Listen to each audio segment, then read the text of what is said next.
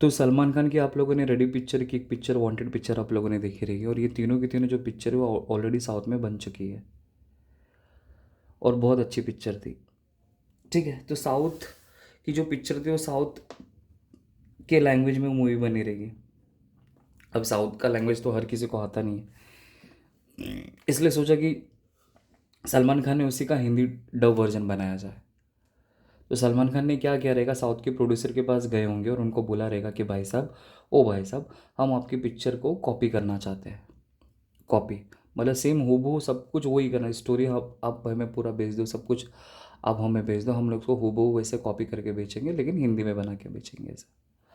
तो प्रोड्यूसर बोलेगा ठीक है मैं आपको दे दूंगा, लेकिन आपको मुझे 2 पैसा देना पड़ेगा। तो सलमान खान ने क्या किया रहेगा, साउथ के प्रोड्यूसर को कुछ पैसा दिया रहेगा, फिर वो राइट ले लिया रहेगा, और इसी राइट को बोलते हैं कॉपी राइट। फिर हमें कॉपी करने का राइट मिल जाता है। अब इजीली कॉपी कर लो, कोई आपके ऊपर कुछ क्लेम व्लेम नहीं करेगा ऐसा। उसी को बोलते हैं कॉपी राइट।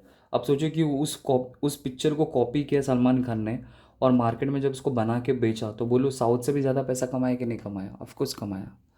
तो ऐसी कोई चीज़ जिसको ऐसी कोई चीज़ जिसके होने से जब मेरे पास 2 पैसा आता है, 2 पैसा या बहुत सारा पैसा जब मेरे पास आता है, तो उस चीज़ को भी हम लोग बोल सकते हैं वो मेरे बिजनेस का असेट्स है करके।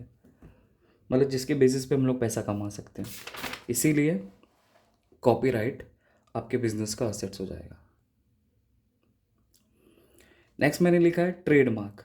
ट्रेडमार्क, अब ट्रेडमार्क के लिए आप लोगों को मैं यहाँ पे एग्जांपल देता हूँ। जैसे फॉर एग्जांपल ये कार है, ठीक है, चलो इसको हटाता हूँ, यहाँ पे लिखता हूँ। समझो ये कार है, टाटा की कार है समझो, और इस टाटा की कार का वैल्यू है समझो 10 लाख रुपया। ठीक है, अब मैंने इस टाटा की कार का जो लोगो है ना, उसको मैंने हटा दिया। अब उस लोगो के ऊपर मैंने BMW कार का लोगो लगा दिया। तो बोलो अब इस गाड़ी की वैल्यू कितनी हो जाएगी? 50 लाख। मतलब सोचो, लोग लोगो देख के ही ऑटोमेटिकली गाड़ी का वैल्यूएशन लगा लेते हैं कि भाई टाटा की गाड़ी है। मतलब उसमें भी महंगे मिलती रहेगी, मैं ऐसा नहीं बोल रहा हूँ, बट ऐसा एक जनरल एक बात करो इसको समझाने के हिसाब से कि टाटा की गाड़ी का आपने लोगो देखा तो पता चल गया कि भाई इस गाड़ी की वैल्यू 10 लाख रुपए, लेकिन उसी लोगो को हटा के आपने BMW कार का लोगो लगा दिया, तो उसका वैल्यू कितना हो गया? 50 लाख रुपया। तो कोई भी बंदा उस लोगों को देख के आपको पैसा देने के लिए रेडी हो जाएगा ऐसा। तो उसी लोगों को हम लोग बोलते हैं ट्रेडमार्क। मतलब मार्केट में अगर आपका नाम हो गया ना, रेपुटेशन हो गया ना, तो आपका लोगो कहीं पे भी अगर आ जाए, तो ऑटोमेटिकली लोग, पब्लिक आग बन करके आपके प्रोडक्ट को क्या करेगी? परचेस करेगी। मतलब आपके ऊपर, आपके ब्रांड के ऊपर लोगों को ज़्यादा भरोसा हो जाता है। तो इसका मतलब आप ट्रेडमार्क से भी क्या कर सकते हो? पैसा कमा सकते हो। तो वो आपके बिजनेस का क्या बन जाएगा? असेट बन जाएगा। मतलब ऐसी कोई चीज़ जिसके बेसिस पे आप पैसा कमा सकते हो, वो आपके बिजनेस का असेट्स है। इसलिए ट्रेडमार्क को मैंने यहाँ पे असेट्स में लिखा है। फिर नेक्स्ट है cash in hand. Cash in का मतलब होता है कि मेरे पास, मेरे हाथों में इतना पैसा है। तो पैसा एक चीज़ हो गई, वो चीज़ों को हम लोग क्या बोलते हैं? असेट्स बोलते हैं। तो वो चीज़ मेरी खुद की है। कैश एट बैंक, मतलब बैंक में बहुत सारा पैसा पड़ा हुआ है, तो वो भी मेरा खुद की चीज़ें, खुद की चीज़ होगी, तो वो मेरा असेट बन जाएगा।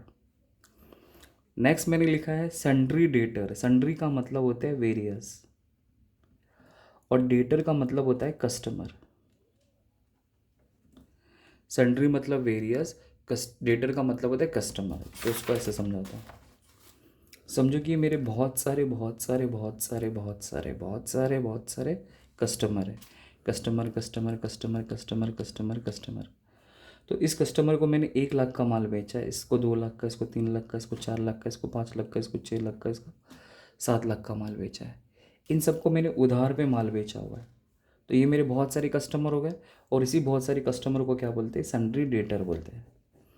तो समझो कि अगर सबको वैल्यू को अगर मैं ऐड करूँ, तो 7 3 होता है 10, 6 + 4 होता है 10, फिर 5 और 2 होता है 7, 7 और 1 होता है 8। तो it means total 38 lakh rupees मेरे को मेरे कस्टमर से मिलने वाला है।